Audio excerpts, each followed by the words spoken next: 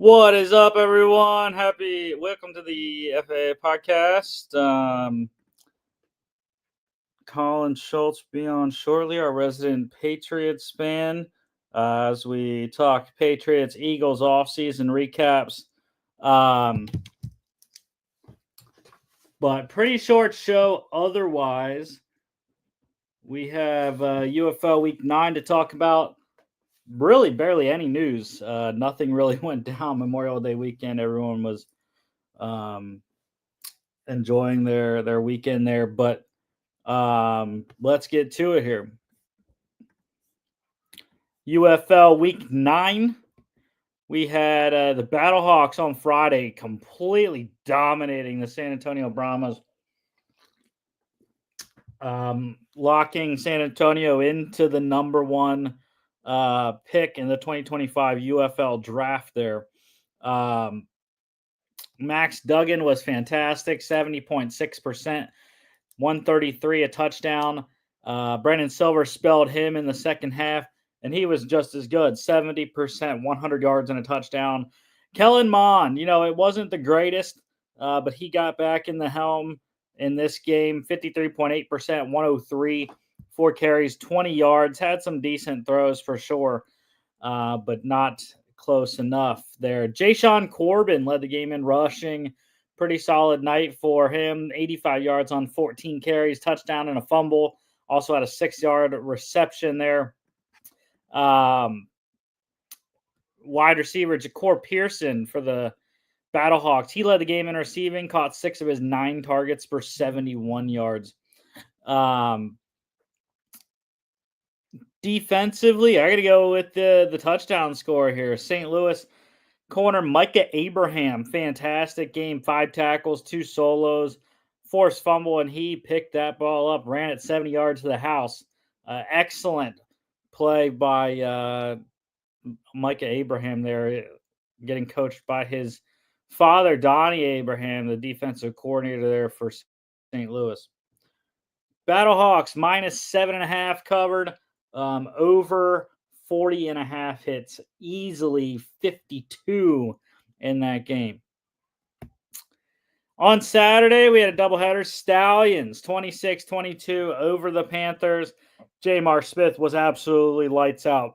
71%, 307, 2 touchdowns, 7 carries for 30 yards, and a comeback effort. Stallions down a couple times in this game. Came back to tie it, and then Panthers scored a field goal. Stallions go down and get the touchdown, and then an excellent defensive play by Neville Clark at the end of the game, batting the ball away in the end zone for Birmingham there. And this was just an excellent game. Great preview of what we're going to see back down in Birmingham in 2 weeks for the USFL Conference Championship there. Danny Etling was decent, not sterling like Jamar was, but 59%, 236, 2 touchdowns, 3 carries for 15 yards. He got some help from his running back Toa Tawa, leading the game in rushing, 47 yards on 12 carries. Got in the end zone once, caught 4 of his 6 targets for 15 yards.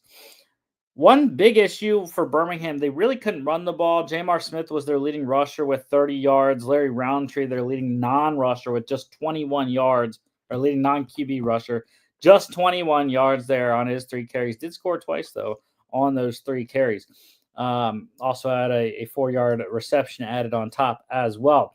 Michigan wide receiver Siosi Mariner led the game in receiving. He now leads the UFL in receiving. Caught all 5 of his targets for 115 yards and a touchdown. Excellent day for him, even in the loss. Look for him to continue his tour to the all UFL team, potentially into the obviously UFL playoffs. 2 touchdown day for Birmingham wide receiver Deion Kane. Caught 4 of his 5 targets, 55 yards in those 2 scores. Defensively, I'm going to go with the bottom guy there. Michigan defensive end, TJ Carter, 3 tackles, all of them solos, 2 sacks, 2 tackles for a loss. Pretty solid game in a loss. Stallions minus 2.5 covered, over 43.5. The other game on Saturday, the Renegades 30-12 over the Memphis Showboats, beating them down after a rain delay. Pretty competitive first half. It was 12-12 at one point in this game, and Arlington ripped off 18 unanswered in the second half to win this one going away. Luis Perez was really good, 66.7%, 206, 2 touchdowns. Arlington got QB Holton Ahlers a touchdown as well in this one. He threw a 2-yard score. Memphis started EJ Perry not good like he has been all year. It just every time he's been on the field, he has just not been it. Not like he was with Michigan last year. 45.5% for Perry, 89 yards and a fumble. Dresser Wynn came in. He wasn't much better in this one. 43.8%, 83 yards and an interception. So Memphis definitely has a quarterback issue for sure. They need to look at addressing this situation in the offseason, whether that's through the UFL draft or acquiring a better veteran signal caller, maybe through a trade or free agency. There has to be someone better out there for this team going forward, whether it's Jim Turner as head coach or they hire a different head coach. Regardless, the quarterback has to change for sure to get stability and more quality play in that position for Memphis. Day Hunter led the game in rushing for Arlington, 67 yards on 13 carries, caught 3 for 23 as well. Arlington wide receiver Tyler Vaughns continues his stellar run right now. Caught 8 of his 11 targets, 107 yards and a touchdown. Great about 4-game stretch here for Tyler Vaughns. Javante Payton, his teammate, also had a 15-yard rushing touchdown in this one to go along with his only catch for 9 yards on 2 targets. Defensively, a lot of good defensive performances in this one. I got to go Arlington defensive end Willie Taylor, though. 3 tackles, all of them solos, 2 sacks, 2 forced fumbles, and a fumble recovery. Arlington minus 5.5 covered easily, over 41.5 by the hook. Just got over there in the second half, 42. And finally, Sunday, Roughnecks beating the Defenders 24-21. Very, very close game here. Jalen McClendon was really solid for Houston, 70%, 232, 2 touchdowns, 9 carries for 23 yards. Jordan Ta'amu got the start in this one, struggled a little bit, but they came out on fire. It was 9-0 early, 9-2 actually, as the Houston defense returned the 2-point attempt on the first touchdown of the game for 2 points. So it was actually 9-2 for DC, but 63.6% for Ta'amu, 165, a touchdown. Mike DeLello played the entire second half for DC, wanted to rest Ta'amu and most of the starters there going into the playoffs.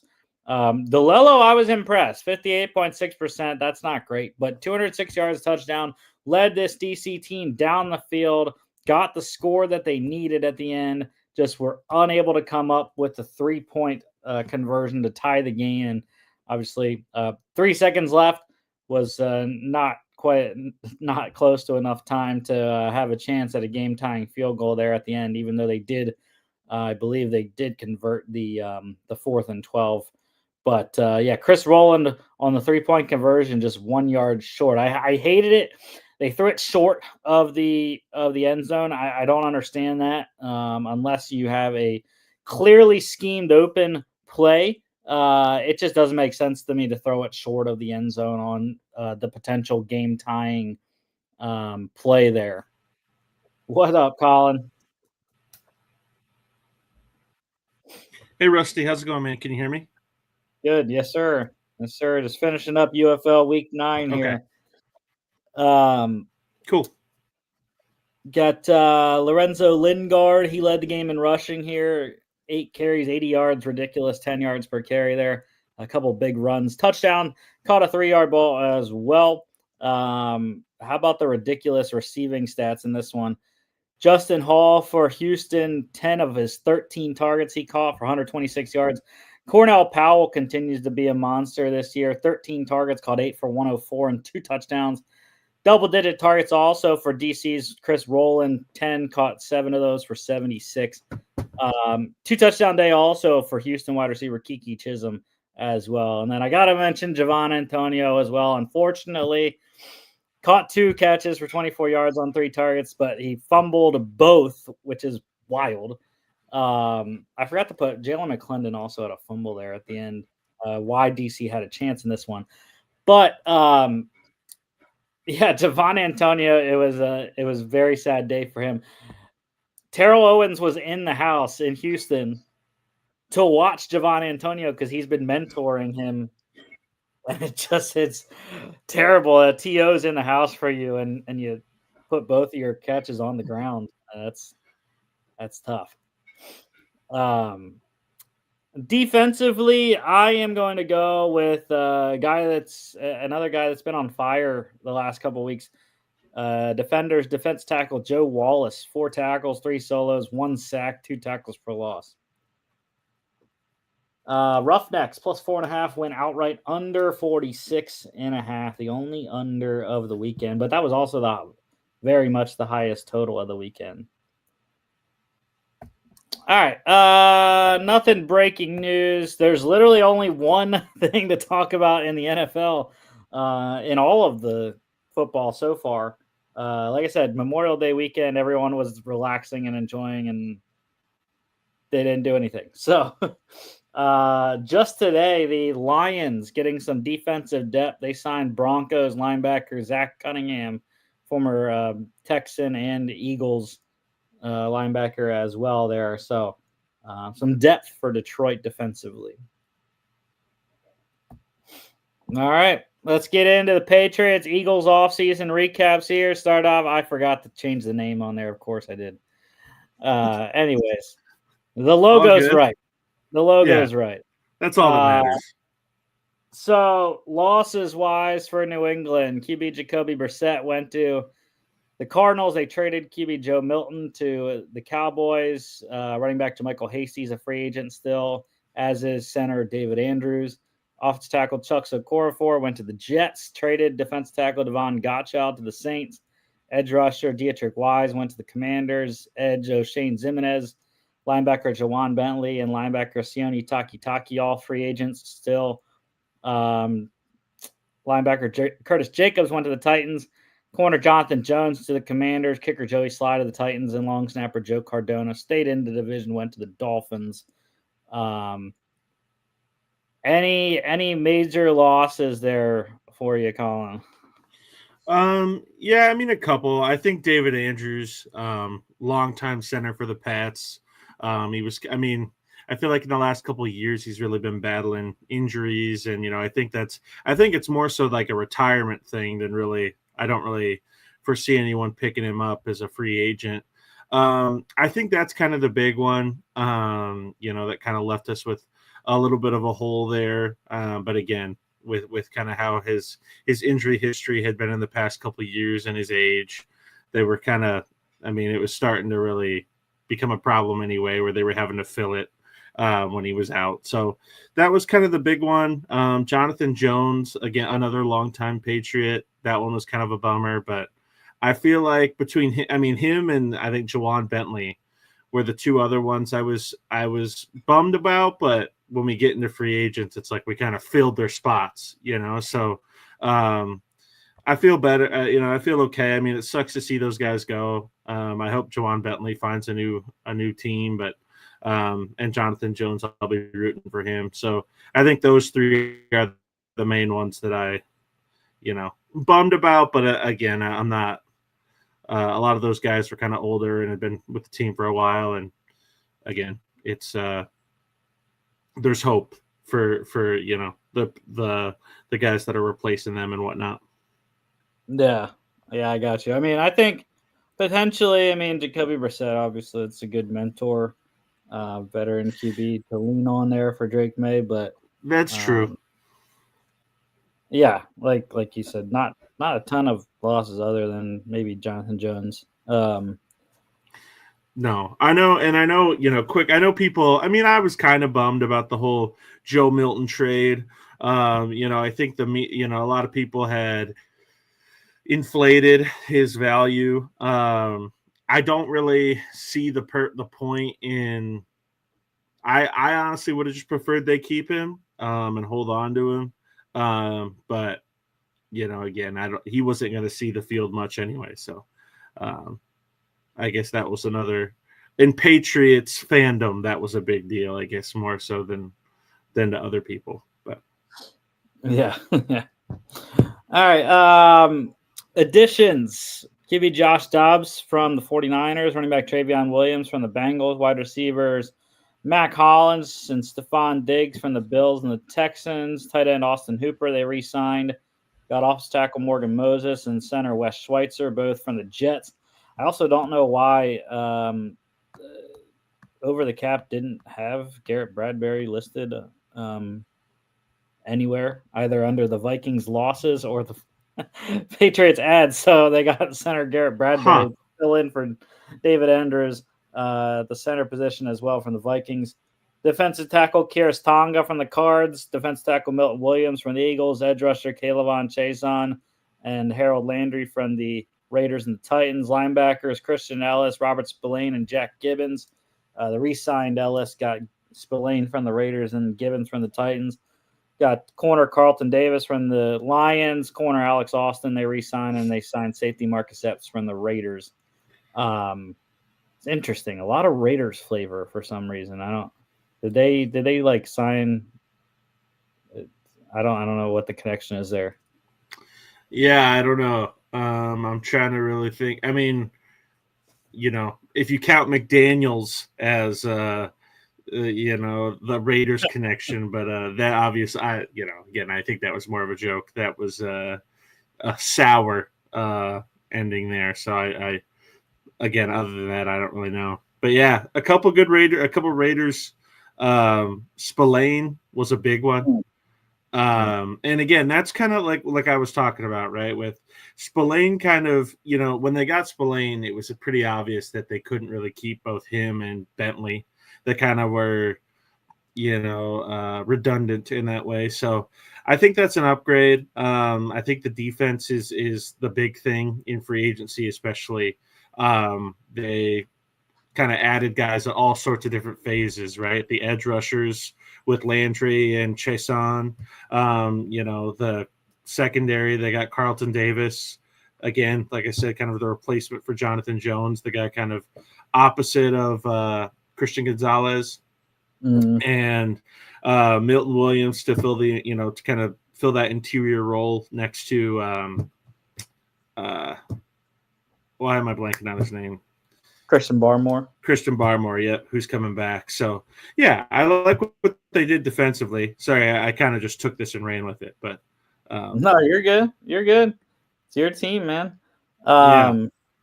No, I agree with most of what you said there. I mean, obviously, Milton Williams, the big ticket free agent. I was pissed, man.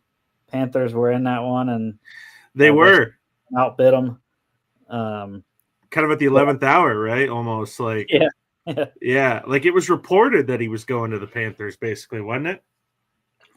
I think at one point. Yeah, I think I remember they said he was signing with Carolina, and then Schefter had to delete his tweet and retweet out he was going to the Patriots instead. And I think the Pats had to pay the suck tax for that one, right? Like, I think they paid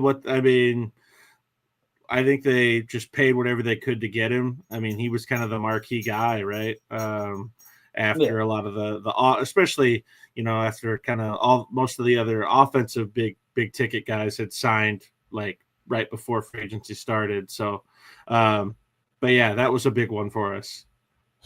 Yeah, I definitely think the additions were interesting. Other than Milton Williams, it was I think there's some question marks. Obviously, Stephon Diggs coming back from the injury, the ACL. Mac Hollins, will he be able to continue his solid play that he had in Buffalo, which was really the only place that he's been that good? And he's downgrading. Mm-hmm. He's downgrading from Josh Allen to Drake. Drake May's not Josh Allen yet. He might be, but of course. No, I get you. Number two. But yeah, obviously, Robert Spillane, I love him, former Steeler. He's a good Harold Landry. I still think Landry. I still don't understand the Titans releasing him, but Vrabes will take his former guy and put him back on his defense and go wreak havoc like he had been for Vrabel when he was in Tennessee. Another Tennessee guy, I think Jack Gibbons super underrated. I know he's going to be a backup, or at least that's what our lads has him listed as. But he's a solid number 3. And I think he's tackling machine as well, can play special teams.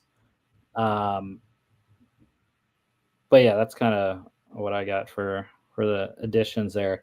Definitely think they're plus when you weigh the additions and the losses.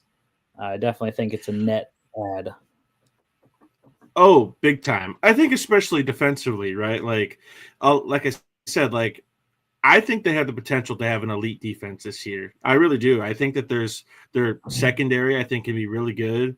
Again, with Davis next to Gonzalez, and then with Marcus Jones as kind of the slot guy. And then at the safeties, we still have Duggar and Jabril Peppers.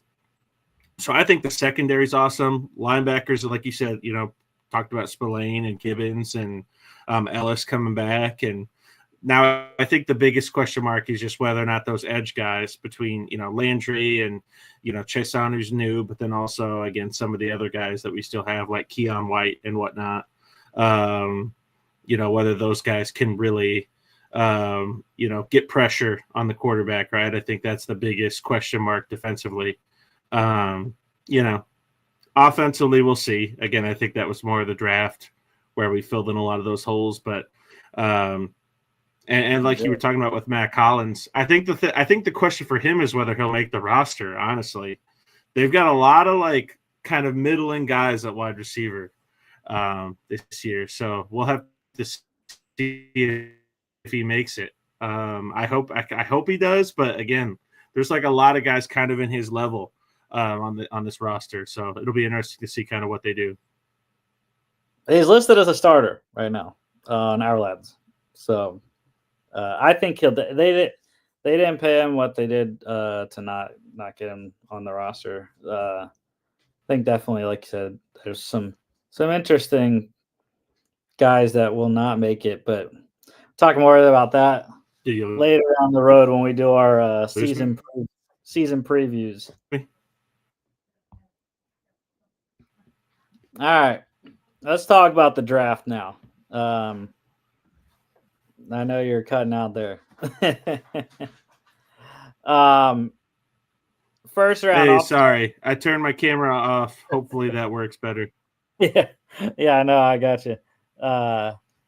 Let's talk about the draft now. Offensive tackle Will Campbell, LSU, number 4 overall. Second round, they went running back Travion Henderson, Ohio State, 38. Third round, 2 picks, wide receiver Kyle Williams, Washington State, 69th. Center Jared Wilson, Georgia, number 95. Go Dogs. 2 fours, safety Craig Woodson, Cal, 106. Defense tackle Josh Farmer, Florida State, 137. 5th round edge rusher Braden Swinson, LSU, 146. 6th round, where they started the special teams kicker Andres Borregales, Miami, 182nd. 3 sevens, offensive tackle Marcus Bryant, Missouri, with 220. Long snapper Julian Ashby, Vanderbilt, 251. Corner Kobe Minor out of Memphis, 257. Mr. Irrelevant. Go ahead, Colin. Would you like, dislike from the Pats draft? I think the biggest thing, and I think this is the consensus, I guess, amongst Patriots people kind of going into the draft is, I think that almost everyone knew we were going to take Will Campbell. I think that was kind of obvious. I was a little frustrated. I mean, kind of going back to free agency, that I felt like we kind of backed ourselves into this corner where we almost had to take the left tackle. I think everyone kind of knew that's what we had to, just because, the hole was so big there. And I think that, thinking about it more, I think Will Campbell was the cleanest tackle prospect in the draft. So I'm not upset about it. I've come to terms with it. we'll see how he holds up. I know there's all the concerns about his arm length and whatnot, and but again, I think it's I think the one thing you could be you're bummed about is it was fourth pick. You don't feel like he necessarily was the fourth best prospect on the board. He's definitely not Joe Alt. I don't think he's quite to that level. He's not on that level. So, if Joe Alt was in this draft, he'd probably have gone, that's probably where he would have gone. So, yeah, again, you come to terms with it. He was the best tackle there, and you can't, there's nothing really you can do about it. Otherwise, everywhere else, I thought they did awesome. Travion Henderson was huge. They just needed speed, man. Like, the Pats have just been so boring, like, offensively for just so long, right? Like, they just, like, even, Ramondre Stevenson isn't the most exciting, like, electrifying. He's a good player.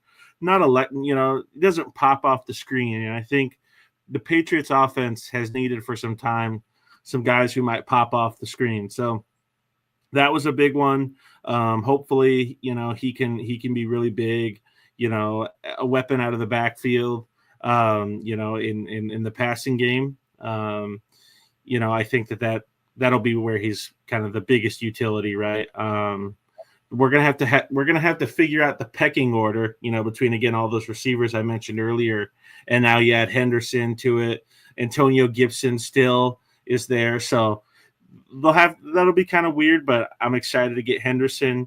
Kyle Williams, I knew nothing about before the draft, but I watched his tape and dude looks fast.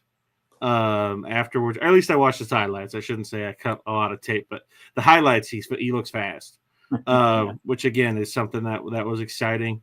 Wilson, I think, 1-year starter at Georgia. Is that right, Rusty? Right, just he had the 1 year. I think so, yeah. So, but I think he was really good, and I guess everything I heard was that he was really good in his 1 year, and so again, not the fact that we got Bradbury, I think, and Wilson could kind of take some time to be behind him and to even if he has to come in at center or maybe even slot in at guard, I think he could do that. If we need him to, but I'm excited. I like that pick a lot. Again, I think in the next probably year or two, he'll be our starting center. So that'll be huge. And I guess the one other one I'll talk about is Braden Swinson. I think a lot of people thought that he was going to go higher than he would. And I was excited to get him again. Like, as I kind of talked about earlier, it's like, we just need our edge rushers. I just feel like we have a lot of rotational guys, and to add another guy in there who could get in the mix and who could get after the quarterback, I think will be huge. Especially again in the 5th round, nonetheless. Like, I think a lot of people thought he was a third, second, late second, somewhere in the 3rd round player. So that was a big one for us. And yeah, again, I don't know a lot about some of these other guys, but I'm I felt like we did really good in the draft. I really do. Yeah, the Patriots were actually one of my favorite drafts. One of the few teams that filled every need that I had, and that included kicker, by the way. Kicker was my 4th need for the Patriots, but that's because they lost Joey Sly in free agency. So it made sense. I didn't know Andres Borregales was going to be the guy. I didn't really like a lot of the special teams players this year. I hadn't seen a ton. Jeremy Crawshaw, the punter out of Florida, was the guy I really loved. Obviously, Patriots were looking for a kicker. So really the only one that I knew about a lot was Ryan Fitzgerald out of Florida State. But Borregales, obviously, a pretty solid player in his own right, big leg. Anyways, yeah, the top of the Patriots draft was really solid. Nights 1 and 2 to get the franchise left tackle in Campbell. You had to do that to protect the franchise in Drake May. Henderson's good. I like him. Both of the Ohio State running backs were very solid, explosive players. Like you said, Henderson's going to help out in the passing game a ton. And I think he's going to get very good mentorship in that regard from a guy that has been a stud in the passing game in his career, and Antonio Gibson. Williams, I'm not that high on. I thought third round was a little high for him. I thought he was going to go maybe fourth round. It's not a bad selection by any means. I mean, he was a monster at UNLV for a couple years before he went to Washington State last year, or maybe for the last 2 years. I can't remember. But I think it was 2 years. Yeah. The solid slot receiver that can play on the outside. I believe I forget what his measurables are. I think 5'11", 5'10". I guess 5, I think okay. I think the one thing I was kind of hoping when he was on the board that they would have taken Jalen Noel there. I know he fell, further. I think he fell in the fourth round to the Texans. He was a third rounder. Yeah, he was a third rounder. Okay. Yep. But yeah, I that was kind of the one I wish that they would have, taken instead. But again, because I didn't really know much about Kyle Williams, I knew Jalen Noel because I watched him torch my Hawkeyes. But yeah, I thought that once I watched some more on Williams, again, the speed. I think speed was something big. So, and he has it. So. Yeah, Jalen Noel went 10 spots later, 79. Okay. Jared Wilson, of course, I love my dog, my bulldog. He is, I thought, which I know a lot of people agreed with this as well, the best true center in the draft. And I know they have Garrett Bradbury, Colin, but I would not be shocked if Jared Wilson beats him out. Wouldn't be shocked. Okay. If Jared Wilson is your week one starter at center for the Patriots. He's just that good at the pivot. Very smart, athletic as well. And I think that is where he's going to have a leg up because of Garrett Bradbury's age. And I know if we had Jimmy on today, he would tell you how much he hated Garrett Bradbury being on the Vikings. But I think Jared Wilson has a definite shot if Vrabel and company give it to him, if they allow that to be a competition or not. Fourth round, I love Josh Farmer. He's a beast. It's another Florida State defender, right? We saw Jared Verse and Braden Fisk last year. Well, Josh Farmer was on that same defensive line with those boys in 2023. And he's just as good. I'm telling you right now. Unfortunately, he's going to be mired back with the guys we've already talked about, and Barmore and Milton Williams, and they got Kyrus Tonga and free agency, Jaquelin Roy. But he's definitely going to be in the mix. I think he's going to be a solid player, rotational guy for sure. And like you said, Swinson's solid player. I thought, like you said, a little higher. I thought maybe mid to late third, early fourth potentially for Swinson. It's a solid value there. I already talked about Borregales. I did not see anyone drafting a long snapper this year, but I believe Julian Ashby was the number one long snapper this year. And sure, they needed one. Joe Cardona let go, so needed to get younger and I guess cheaper. Long snappers usually aren't that expensive, but they wanted to get younger, I guess, and get the future guy. The one thing, Kobe Minor didn't make sense to me. I mean, when it came up to Mr. Irrelevant, I was like, I've never heard of this guy in my life. Granted, I had never heard of Julian Ashby either, technically. But Kobe Minor's a guy that has barely played in college.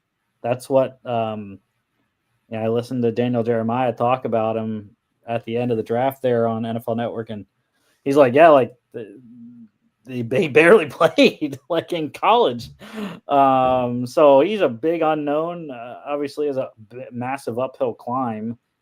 He's got potential there for sure, though. I think I'm kind of on the opposite of you, Colin. Yeah, you said you liked the secondary. I like the starters in the secondary. The depth, especially at corner, is questionable for me. No, that is true. A lot of draft picks. Marcellus Dial, 24 6th. Isaiah Bolden, 23 7th. And then Kobe Minor, 25 7 here. So a lot of late round guys. They put Craig Woodson in the nickel as well, the backup nickel. He's a guy that I liked at safety. I hadn't seen him play a ton of nickel. I thought 4th round was a little high for Craig Woodson, but he's a hard hitter. So that's what I do like about him. And he's a turnover guy. So what's your grade there for the Pats? In the draft or overall for the offseason? In the draft. I think I'd give it an A-. Again, I think that overall I really like what they did, especially I think, 2 through 4, I thought they killed, 2 through 5, I guess I thought they killed it. I don't know much about, again, Borregales or Marcus Bryant outside, and those other guys. Marcus Bryant I know a little bit just because he played opposite of Membo, right, for Mizzou. But yeah, I think they did really well. I think the Will Campbell thing is a little disappointing considering where we got him. Again, I think a lot of people thought he was the 9th or 10th best player on the board, and we got him 4th. But again, filled a huge gap for us. And so I can't be too upset about it. But again, I'm just going to give it an A-. I thought they did really good. I think the offensive side of the ball, they're going to be not awesome. They're going to be okay. I feel like they're in a better spot than they were last year. So that's all you can ask for, really. Yeah, I agree with you. A-. I had B+ in my head, but it just I can't rationalize giving them less than an A grade when they filled all my needs that I had for them. So, and they even doubled up when I got two offensive tackles. So, yeah. All right, let's go to the schedule here. Week 1 at home against the Raiders, at the Dolphins, home against the Steelers and the Panthers. So we can't talk weeks 3 and 4, Colin. At the Bills, Sunday Night Football, at the Saints, Okay. at the Titans, home against the Browns and the Falcons, at the Bucks, home against the Jets Thursday night, at the Bengals, home against the Giants Monday night. Week 14 bye. That is tough for a young team, I think. At home against the Bills, at the Ravens, at the Jets, home against the Dolphins. So it's not a terrible schedule. They have a lot of opportunities, I think. The back half, I think, is daunting. You got to go to Tampa, to Cincinnati, to Baltimore, and to the Jets, who are up. Who knows how the Jets are going to be. They're always going to be good defensively, though, especially with Aaron Glenn there. But, yeah, you face the Jets twice. You got to face the Bills, even though that's at home. The Dolphins are at home. They can't play in cold weather, so you'll probably win Week 18 anyways. But what are your thoughts on the schedule here? Yeah, I think there's a potential in those first 4 weeks to win three games. I think 3, 4, or maybe 2 to 3 games. I won't say 4. I don't think we'll win 4 straight games, but I think we could. I think we can come out of there at least 500 or win 3 of those games. Raiders and Dolphins. I don't know if this is a hot take or not. I think the Dolphins could potentially be really, really bad this year, like extraordinarily bad.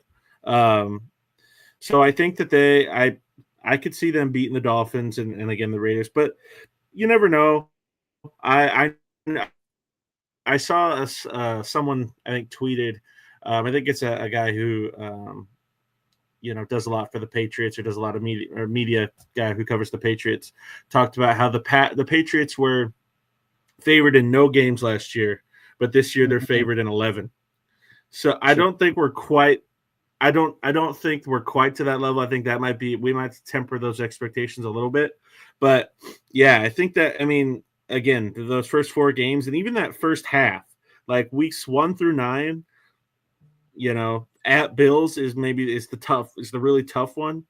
I think a lot of those other games are coin flips, man, or you can see the Patriots winning those. Again, Raiders, who knows? You know, I like what they did in the offseason. The Dolphins, like I said, I'm not too sure. Steelers, I don't Yeah. know. Rusty, do you think it's going to be Rodgers, by the way? Oh yeah, for sure. Especially when I heard him just say Yeah. at that Okay. fan That's fest what. thing that there's a team traveling to Chicago this year that he might be playing Oh, I on. didn't even catch that. Yeah. Okay. Steelers play in Chicago this year. Okay. But no, it's So, definitely like we've been talking about. It's one of those schedules where you got to get it early. You got to get those wins early, bank them, because like we said, it's tough. Back half is a lot of playoff teams from last year, and teams that are improved. Like I do think the Giants are going to be improved. Not quarterback issues aside, but yeah, how much would the NFL love it if the Patriots were 4-0 going to Buffalo Sunday Night Football Week 5? that's true. Yeah, that'd be big time for them. You know, because I think there's a potential. That could happen, and that'd be nice. I think Pats fans would be over the moon if that were the case. And again, I just if the defense holds up and the offense kind of makes at least a slightly bigger jump, I think there's a potential that we can really be really good. But again, I think to really make some noise and be considered like a good team, and to even like make the playoffs, I think we'd have to win in those first 10 games, you know, six or seven, and then 2 or 3. Like that's kind of that might be the pace that they have to go on. So, but yeah. Yeah, the only thing I'll say in that first 4 is the Dolphins. Yeah, they got secondary concerns, especially once they trade Ramsey, which everyone expects it to happen sometime. But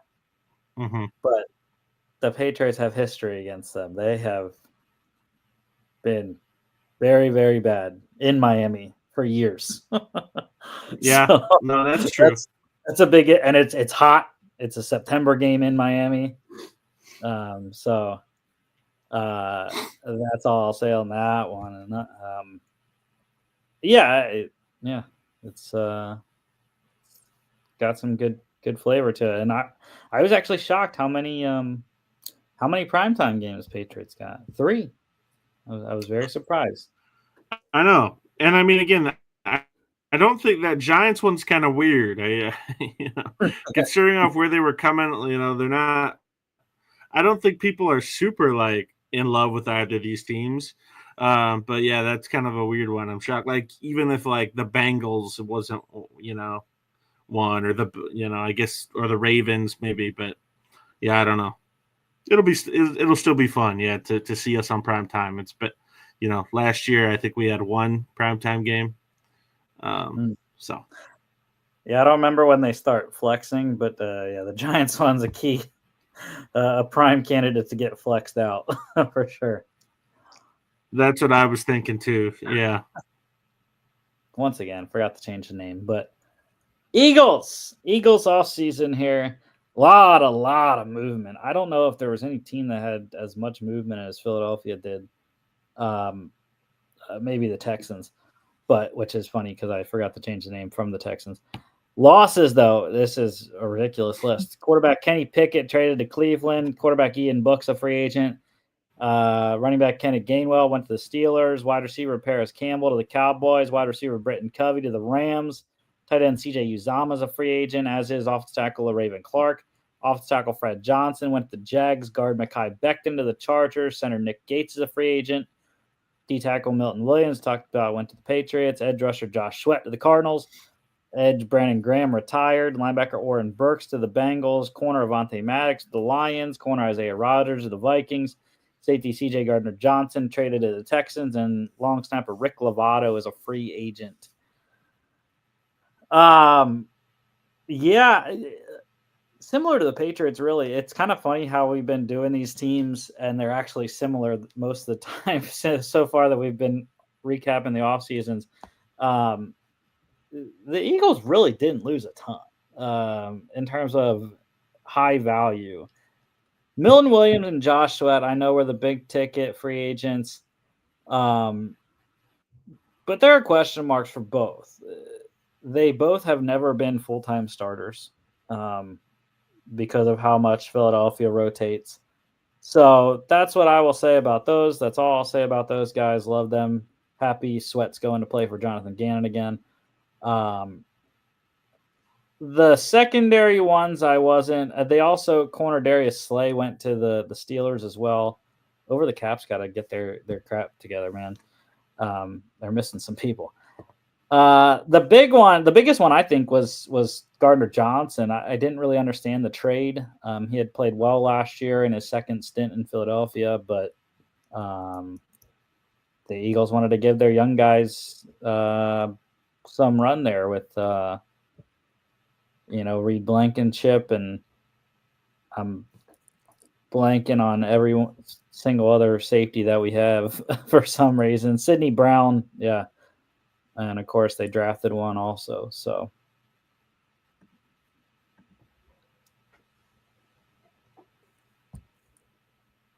any comment on the Eagles losses there?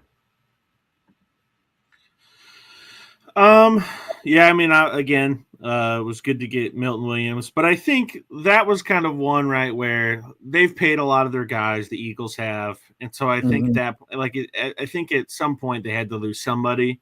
That was kind of the big one, right? Mekhi. What was your thoughts on Mekhi Becton? Were you super? Did you love Mekhi Becton, or were you glad to see him go?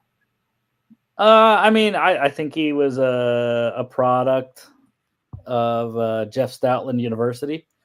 I don't know. We'll see. I mean, he's going to a great situation in LA where they run the ball very effectively as well, and run first head coach and Jim Harbaugh. So I think he'll do okay in LA.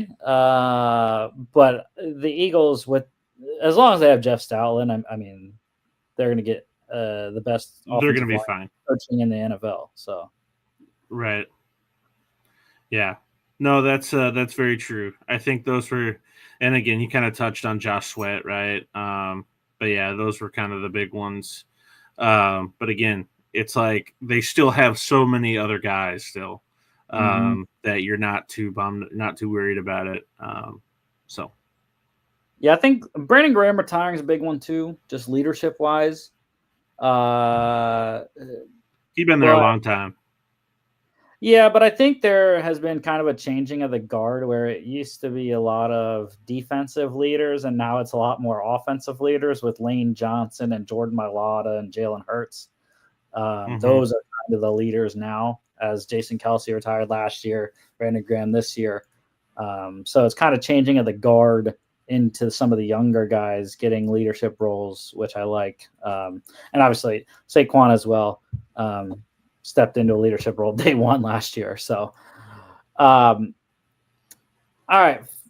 Additions: quarterback Dorian Thompson-Robinson, part of the Kenny Pickett trade there, got him from Cleveland. Running back Avery Williams from the Falcons, great special teams player. Running back A.J. Dillon from the Packers. Wide receiver Terrace Marshall Jr. from the Raiders. Offensive tackle Kendall Lamb from the Dolphins. They got back guard Matt Pryor from the Bears. Used to play in Philly. That's where he started his career, I think. Guard Kenyon Green from the Texans in the CJ-GJ trade. Tight end Kylan Granson from the Colts. Tight end Harrison Bryant from the Raiders. Edge rusher Josh Uche from the Chiefs. Edge Azeez Ojulari from the Giants. They got edge Patrick Johnson back, former Eagle as well, from the Giants. Linebacker Zach Bond they re-signed. Corner Adoree Jackson from the Giants. And long snapper Charlie Hewlett from the Browns. Yeah, I really liked what the Eagles did this offseason. They were one of the few teams that didn't have a lot of holes. And also didn't have a lot of money either, because of upcoming contracts as well. So I like what they did. They found bargains like Howie does. The DTR one was interesting. I don't know. I mean, I liked how Kenny Pickett played. I mean, he beat the Giants last year in the lone game he really played in, which I thought was solid. But I do think it's going to be interesting, this backup quarterback situation this year for Philly. Who's it going to be? Is it going to be Tanner McKee, which he's slotted in to be the guy right now? They have DTR now, and then drafted Kyle McCord. So it's going to be. I do think they're going to give it to Tanner McKee, and then they're going to have a competition for QB3. But yeah, I was kind of surprised they traded Pickett after they just traded for him last year. But I didn't hate it. I'm not a big fan of AJ Dillon. He's slow and pretty much a short yardage guy. Although Saquon doesn't really cede a lot of snaps unless they're blowing out teams like they did last year. Right. I actually like the Kenyon Green trade. I don't hate it. Again, he's gonna be one of the guys competing for that spot left by Becton. And again, Jeff Stoutland's the best line coach in the league, so he'll be fine. I liked the tight end additions. There were all the rumors about Dallas Goedert this offseason. They restructured his deal, but the Eagles have had a tight end depth issue for a while, and I guess Grant Calcaterra has finally kind of helped that out by solidifying the tight end 2 position. But I like taking shots on Granson and Bryant, 2 guys that have had some bright spots.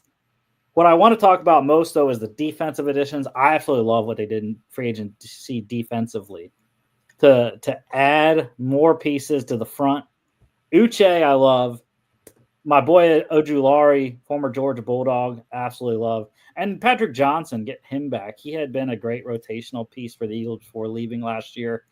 Obviously, Zach Bond was the big ticket free agent that they needed to get re-signed. They did. And I like Adoree Jackson as well. I haven't been the biggest fan of his career, but he's been okay, and he's not going to be asked to be a starter. So I think he'll be okay in a backup role for him. Yeah. I think Uche, former Pat, had a couple good years for us. I think we were kind of waiting on him to kind of blossom into something. And but again, I think he didn't turn out to be awesome, but he's a good rotational guy. And I think that he always had success. Was always decent on the Pats. Otherwise, like you said, I think that just adding again more rotational dudes to that defense was kind of their big thing. The big free agents that they got was they re-signed Bond, right? Otherwise, I think it's just keeping on the fringes, right, and making sure that you kind of bolster everything up, have depth and everything's forward, and that's exactly what they did. So I like what they did too. I agree with what you said about Kenyon Green. I think that again, you put that guy on the Eagles system with Satlin. I think I just don't. I feel like he could get the most out of him, right? And yeah, so I like what they did. I just think that again, they made depth their priority in terms of signing other guys, right? And I thought they did a good job. Yeah, it's kind of going to be a 4-way battle. I don't even know if it will be a battle at all, actually, for that right guard, because Tyler Steen's a guy they drafted highly, 2023 third-round pick out of Alabama. So I would not be shocked if they just give Tyler Steen, and then it's a battle for who's going to be the main backups between Matt Pryor, Kenyon Green, and Trevor Keegan, who's a 5th-rounder from last year. Also Darian Kennard as well. But, yeah, I like that. And it was also a big offseason of extensions for Philly. They extended Lane Johnson. They extended Saquon. I think there was one other one too that I'm blanking on, but yeah, they kind of kept their guys in house essentially most of the free agency period. Right. All right, the draft here. It was a lot of waiting for the Eagles. They did a bunch of trades, but traded up one spot to get linebacker Jihad Campbell out of Alabama, 31st. Second round, safety Andrew Makuba at Texas, 64th. No third rounder. Fourth round, they went defense tackle Ty Robinson, Nebraska, 111th. 3 fifths and 4 sixths. Fifth round, they went corner Mac McWilliams, UCF, 145th. Linebacker Smile Munden Jr., Georgia, 161. Go Dogs. Of course, Howie was not going to let a draft go without picking a Georgia player. Center Drew Kendall out of Boston College, 168. Sixth round, quarterback Kyle McCord, Syracuse, 181st. Offensive tackle Miles Hinton, Michigan, 191. Offensive tackle Cam Williams, Texas, 207. And edge rusher Antoine Powell Ryland, Virginia Tech, 209. No seventh rounder. So for the Eagles, I was hesitant. It was an okay draft. This was not like last year. Like last year, I was head over heels with how he did in the draft. This year, I was like, I do like some players. Jihad Campbell was not the guy that I had them going with in round one. I had corner as their number one need. They did eventually get one, but linebacker was my number two need. It was okay. Campbell's a guy that's going to be very solid. He's a guy kind of like Nakobe Dean, where they drafted Nakobe in the third round because of injury concerns, and I think that's why Jihad Campbell slipped all the way to 31. But it was definitely interesting. Obviously, the Eagles don't think that Nakobe is going to be back in time. That's why Jihad's going to have to step in right away. Nakobe coming off the knee injury in the playoffs, so definitely going to have to start from day one. I think he's a good player, sideline to sideline linebacker. It's just, will the medicals work out with the shoulder? I think they will. I am a fellow labrum surgery brethren. I've been saying that all along with John Campbell, so I know what he was going through. I didn't like Makuba in the second round. I really didn't. Safety was my third need, yes. But I don't know. He was a guy that he's a turnover machine for sure, but I don't know. I still had corner as the number one need. Corner is still an issue, I think. I'm not sold on the depth at corner, but we shall see. A lot of young guys, kind of like the Patriots. First guy that I really loved was Ty Robinson, Nebraska. This kid killed the all-star circuit. Very quick inside, and I think he's going to fit very nicely into that interior defensive line there and give them some speed with the power of Jordan Williams, Jalen Carter. Didn't really watch a ton of McWilliams at UCF, so that he was not my favorite corner to pick. Smile Munden is an excellent pass coverage guy. He's going to be start off his career, I think, as a sub-package linebacker in nickel and dime sets, and definitely has the speed and the range, I think, to cover. I was very impressed with him at the Senior Bowl. I thought he won one of the days there. I think it was day 2. I think he won my defensive player of the day that day. Kendall's solid. Can't go wrong. Boston College offensive lineman. I like McCord. There were some other quarterbacks. I can't remember who was available at the time, but I think Quinn Ewers was available still, because I think Quinn Ewers didn't go to the 7th round. But I don't hate the McCord drafting. Howie is of the philosophy that you draft one every year, which I don't hate. You draft, develop, and then trade. That's pretty solid strategy, and it's worked out so far with who the Eagles have had at quarterback throughout the years. And then the tackles, I think Howie he had the best 6th round of anyone with McCord. The 2 tackles I loved. Hinton, I don't like as much as I do Williams. Cam Williams, I was shocked he lasted to the 6th round. I was like, yeah, that was crazy. Where is this guy? Like, we had this guy in our mock drafts in the 3rd round, 2nd round, maybe even. So I think that was a big steal. And then APR as the last pick was fantastic. This kid, his speed rush was one of the best speed rushes in the draft. Ultra productive at Virginia Tech. And again, it's just adding to that depth. And once again, I think the Eagles are locked and loaded, 6, 7, 8 deep at the edge rush. It's wild.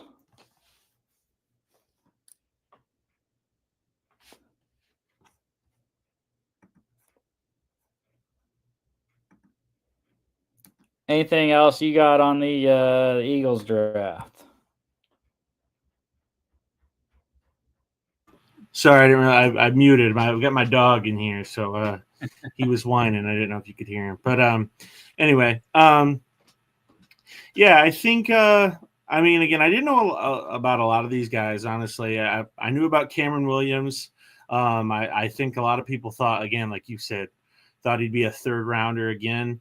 And to go, to the Eagles again of all teams, you got to feel pretty good about it, right? Like that if anyone can get the most out of him, it's them. So that's great. And again, you can never like some of these positions, and I think tackle's one of them, or the kind of offensive line, maybe defensive line, anywhere kind of in the interior, in the trenches.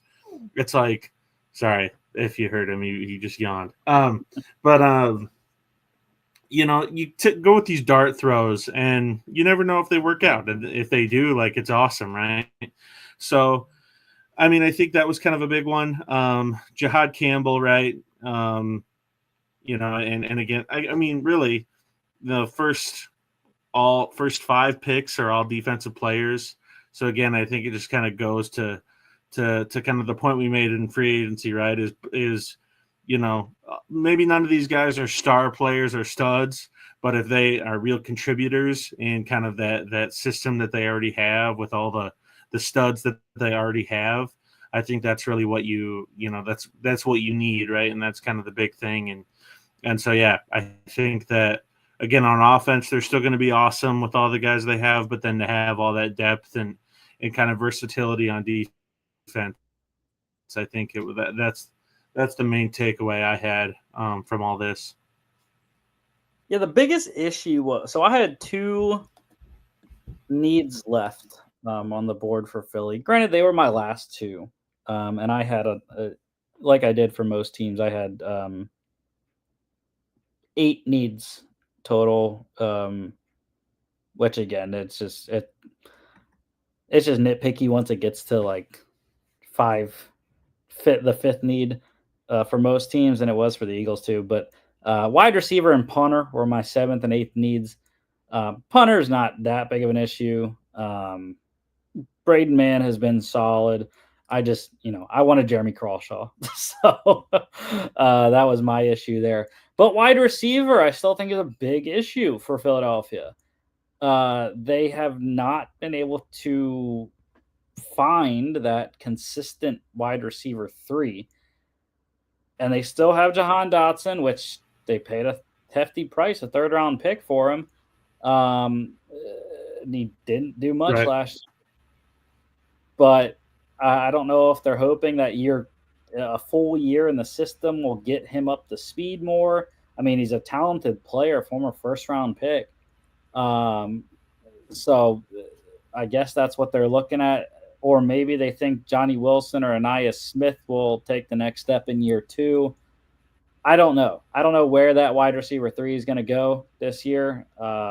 Looks like it's going to be Dotson, but who knows? It might be one of these other guys that step into a bigger role because they need it. It came to light very much whenever A.J. Brown was out or Devontae Smith was out. The defensive team just locked in, double teamed Brown or Smith, and no one else could get open. So that in the secondary, I still think I'm not that impressed with Mac Williams. I still think corner depth could be an issue. I love the safety room, but corner depth is kind of scary right now, depending on if Adoree Jackson plays well and McWilliams. I love Eli Ricks, undrafted in 23. Very solid player. But Keely Ringo's got to step up as well. He's stepping into a starting role on the outside opposite Quinyon Mitchell. So,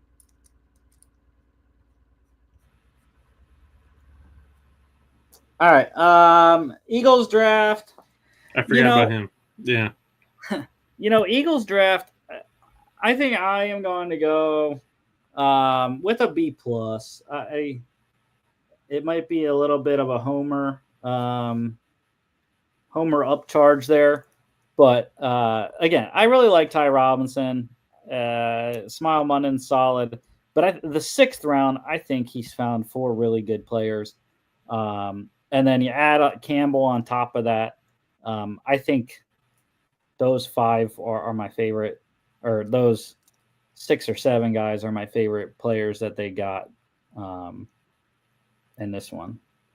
So B plus. I like B plus for the Philadelphia Eagles. Okay. I'm thinking B. I think, again, I feel like I'm right there with you. Again, you know more about a lot of these guys probably than I do. But, I think they just stuck to what makes them work, right? They have a formula. They have a way that I feel like they kind of operate, and they did exactly that, right?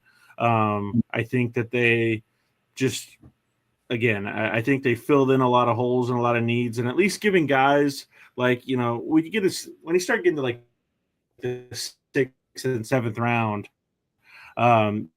you're getting guys that, you don't even know if are going to make the team. And I think they got guys who I think have, very much the potential to make the team, to compete, and to be, again, they might not be studs. They're not going to start, at least, they're not going to come in and be a starter probably right away. But again, to kind of fill in a lot of any sort of holes or depth, I think that was the main thing. And, that they needed, right? You're the defending champs. You lost a couple guys, just fill in spots. And I think that's what they did. But, nothing too flashy, nothing too crazy. But again, I like what they did. I didn't really disagree with any of it. So. Yeah, I think Jahad Campbell's going to end up being the only rookie starter day one, just because of Nakobe Dean's injury. Unless Jeremiah Trotter, I don't know if they're going to have a competition between him and Trotter. Obviously, Trotter going into year 2. But Trotter was the kid from Clemson, right? Last year. Yeah. Jeremiah Trotter Jr. But yeah, I had something on my mind. Yeah, you see a theme though for Philly. What they do, they go get guys from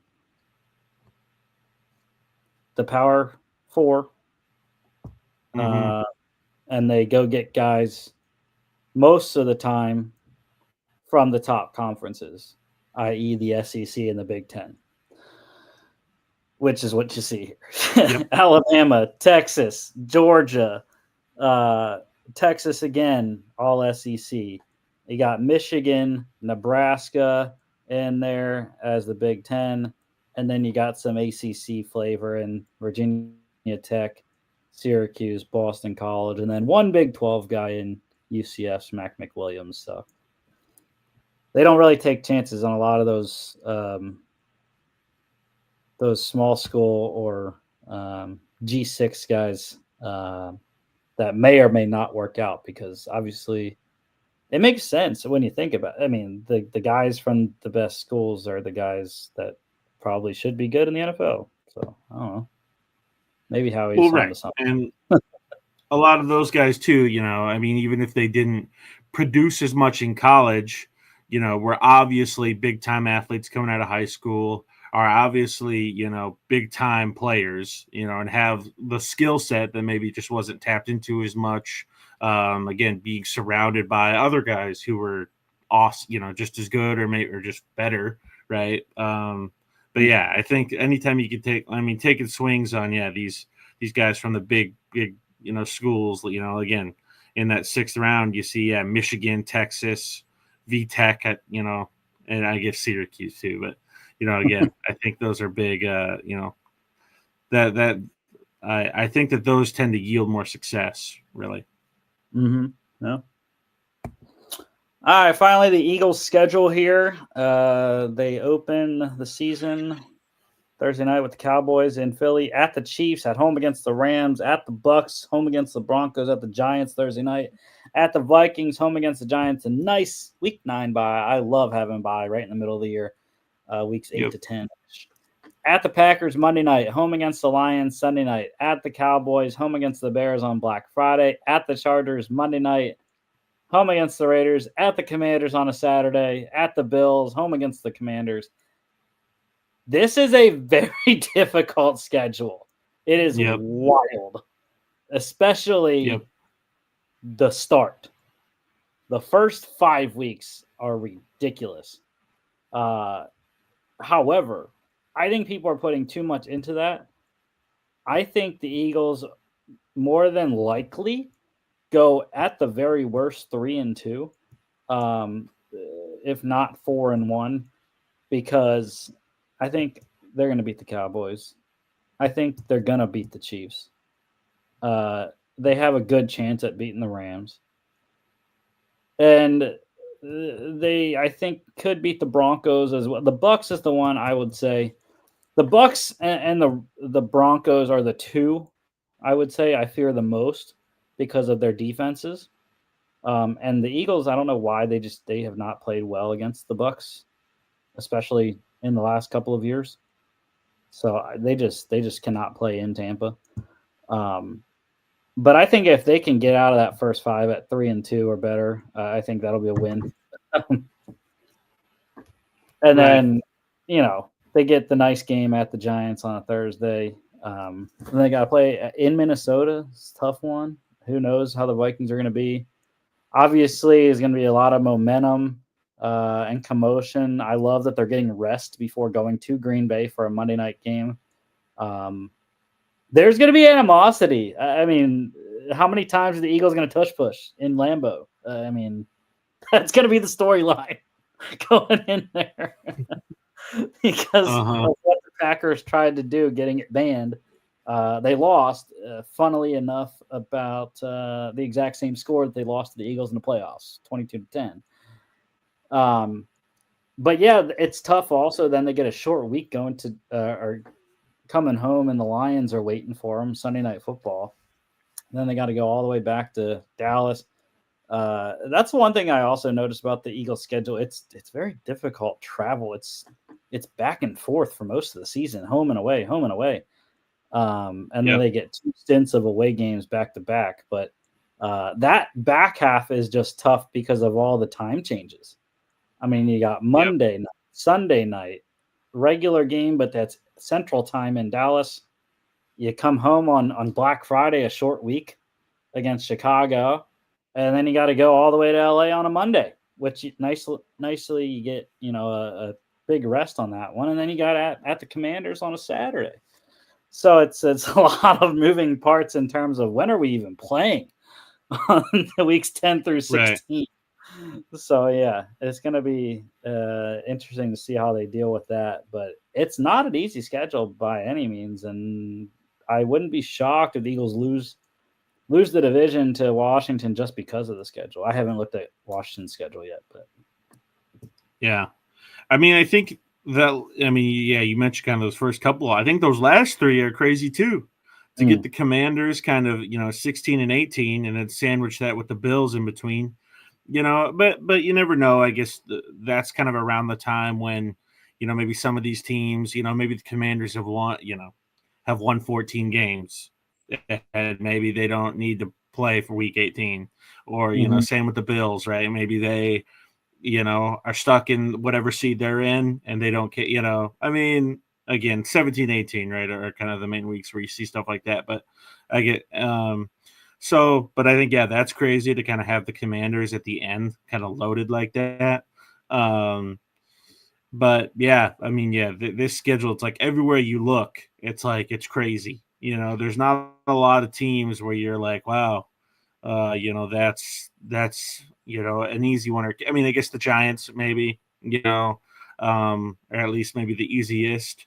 But I guess everywhere you look, it's like, you don't know about the Bears, or the Raiders, kind of what you're going to get from them. Buccaneers and the Broncos, Vikings are definitely different this year. But yeah, I think they're going to be. I think it's going to be fun to watch. A lot of competitive football games likely going on here in Philadelphia or wherever they're playing. But yeah, I think that it'll be interesting. I could see again. I think you kind of alluded to the Commanders winning the division potentially, and yeah, I think I could see that happening with this. But again, you're the Eagles. You didn't lose much. You still got all your guys offensively. All your elite players and your playmakers, and defensively again, you kind of filled in a lot of the gaps. So I still don't see how you don't win 10, 11 of these games. I can't tell you which ones, but I bet you're still going to win a lot of games. Yeah, one other thing, Kevin Patullo taking over as the OC, I think is an interesting scenario as well. I love that